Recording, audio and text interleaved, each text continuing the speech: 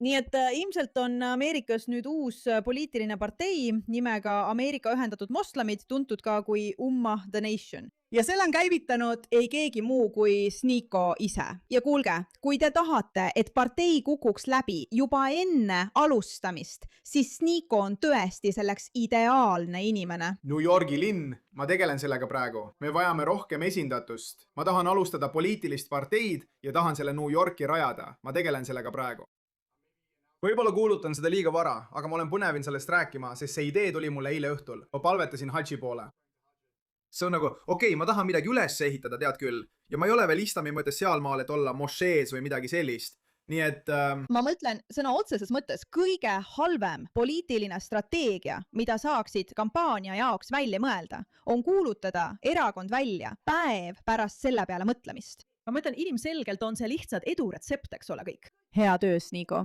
Ja loomulikult vaatame üle ülejäänud video ning selle tohutu teadaande moslemite plaani kohta Ameerika üle võtta. Aga kõigepealt, neile teist, kes ei ole Snikoga tuttavad, ma ei tea, kas te teate, mida see mees usub, aga see võib anda teile natuke aimu. See on mängur, kellel on miljoneid ja miljoneid jälgijaid. Ta sai väga kuulsaks aastaid tagasi, aga te võite teda mäletada sellest videost, kus ta rääkis, kuidas New Yorgist saab New Yorkistan. Ja, see on tema, kes räägib, et islam plaanib Ameerika Ühendriigid üle võtta. Igatahes kuulake, mida tal on Talibani kohta öelda. Esiteks, ma arvan, et me kõik võiksime Talibanit vabandust paluda. Ja ma rääkisin eile pärast jumapalvet mõne Afgaaniga valmistudes oma Kesk-Aasia ringreisiks. Tuleb välja, et ma ise langesin ka mõne lääne jama ohvriks. Ma olen kindel, et olete seda kuulnud, kus öeldakse, et naised ei tohi Afganistanis koolis käia. See ei ole tõsi. Nad saavad minna madrassasse, nad saavad minna islamikooli. Põhimõtteliselt on põhjus, miks öeldakse, et naised ei tohi Afganistanis koolis käia, see, et nad lihtsalt ei taha mingit lääne mõju. Ja nad tunnevad end täiesti õigustatuna, sest vaadake lääne mõju. Ameerikas kägistavad naised oma beebisid nööriga surnuks. Ma mõtlen, vaadake neid naisi. Kas nad ei näi siis nii vabad? Miks nad siis peaksid tahtma, et mingid juudi kristlikud Ameerika lääne väärtused mõjutaksid naisi, keda nad tahavad kaitsta ja austada? Mulle meeldib, et ta toob Lindsay Clancy näite tõestuseks, kuidas lääne naised on läbi kukkunud, aga mitte ühtegi neist enesetapu pommitajatest, kes on viimased 50 aastat maailma vaevanud. Aga igatahes sellest võiksime rääkida järgmisena. Lähme tagasi selle väljakuulutamise juurde ja vaatame, mis toimub. Kas ma saan kristlasena liituda? Muidugi, jah, Sherry. Olgu, kuulame siis ära.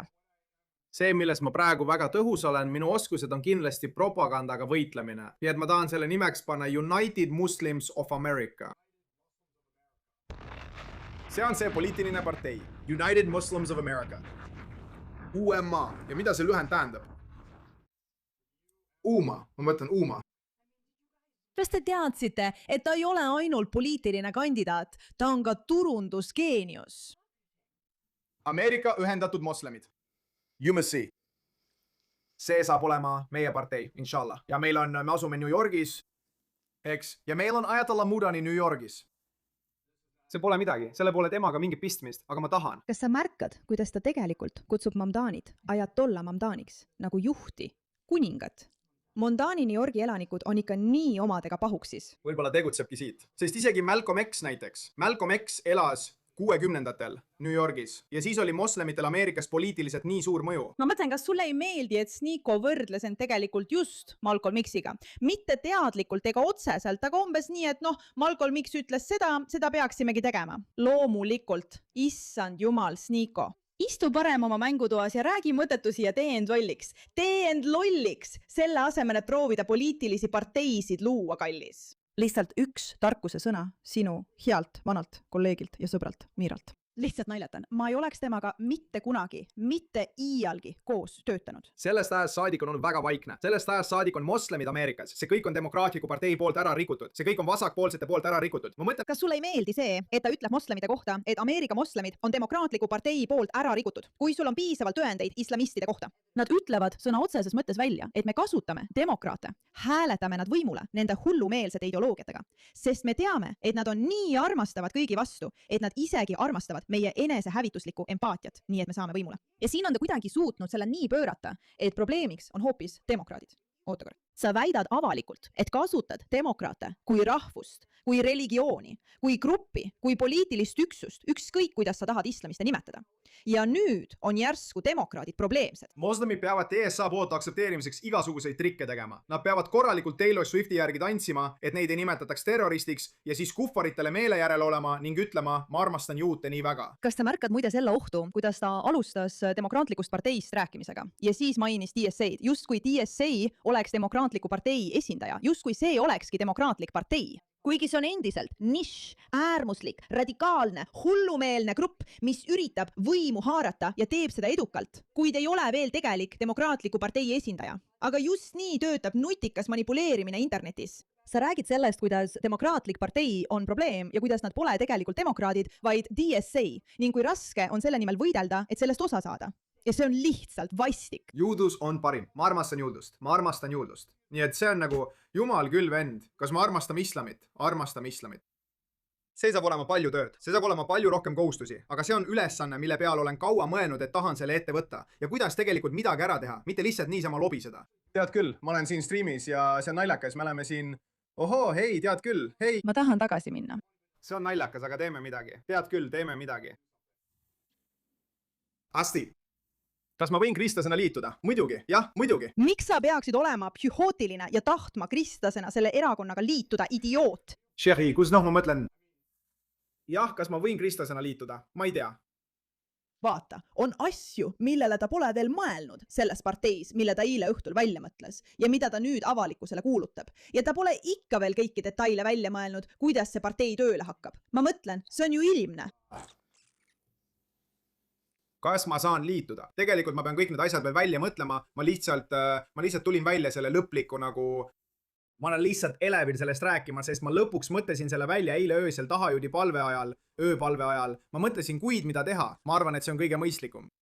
See ongi see, kus minu oskused tulevad kõige rohkem kasuks, sest see on kõik sotsiaalmeedia propaganda. See on tõesti erinev 60-ndatest, sest nüüd on kõik internetis. See on kõik Twitteri retoorika. See on kõik internetis, see on kõik propaganda. Ja kui sa suudad propaganda enne selle levikut maa suruda, saad sa midagi muuta. Ta tunnistab sõna otseses mõttes, et kõik, mida ta teeb, on propaganda. Uskumatu. Ennetada rünnakuid. See võib muuta selle meie jaoks turvaliseks. Meil on selles riigis usuvabadus. Nad üritavad seda ära võtta.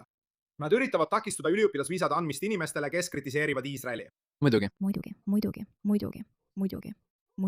See jõuab alati tagasi Iisraeli juurde, sest nad ei suuda kunagi midagi originaalsemat välja mõelda. See on nii igav ja piinlik. Tahab islamit keelustada. Andrew Wilsoni naine ütles, et keelustage islam. Ma ütlen inshallah, maailm on moslem. Alex Jones, need sõnavabaduse sõdalased. Kas sa näed, kuidas parempoolsed on täielikult muutnud kõike, mille eest nad seisid? 10 aastat ütlesid nad, et faktid ei hooli sinu tunnetest. No ja. Nii et ma arvan, me kõik võime nõustuda, et ummah ei saa olema uskumatult edukas. Nad on sellele võib-olla valinud rumala esindaja. Aga tundub, et Sniko vajab midagi, millega tegeleda, sest tema abielu ettepanek läks luhta ja taaskord on meil ees originaalsuseta lugu mehest, kelle süda on murtud. Nii et otsustas, et kui ta ei suuda vallutada tüdrukut, siis vallutab ta maailma. Sarnaselt sellele abielu ettepanekule, millest ma varem streamis rääkisin. Kui sa oled siin monoloogi pärast, kus see tüdruk tahtis abielluda, see tüdruk, kes tahtis abielluda, ütleb midagi sellist. Ma ei taha, ma kardan, et mu vanemad ütlevad ei. Põhimõtteliselt tahtis see tüdruk olla islami järgi keelatud suhtes, sest ta kartis, et kui ta küsib oma vanematelt, siis nad ütlevad ei ja mingit suhet ei oleks võimalik. Eks ole? Lihtsalt pea meeles, et mees, kes plaanib maailmale propaganda teha, sest ta on selles meister, ei suutnud seda teha isegi tüdrukuga, keda ta armastas. Ja nii ta venitabki, sest lõpuks pead sa oma vanematelt küsima, lõpuks pead sa luba saama või mitte. Jaa. Aga seda ma talle ütlesingi ja ma arvasin, et see oli kõva jutt. Ma ütlesin, mees, ära karda oma vanemaid, karda Allahi. Nagu jah, su vanemad võivad olla hirmutavad, sa kardad nende vastust, aga karda Allahi, eks? Selgub, et ta kardab oma vanemaid rohkem kui sind. Ja Sniko, nagu me teame islami usus, see ei vii eduni, eks? Kahjuks Nika jaoks tundub, et ta pole mitte ainult kaotanud oma tulevase naise ja väärikuse, vaid ka poliitilise partei enne, kui ta on üldse alustanud. Ja ma ei saa öelda, et ma oleksin selle pärast kurb. Aitäh, et sellele tähelepanu pöörasite.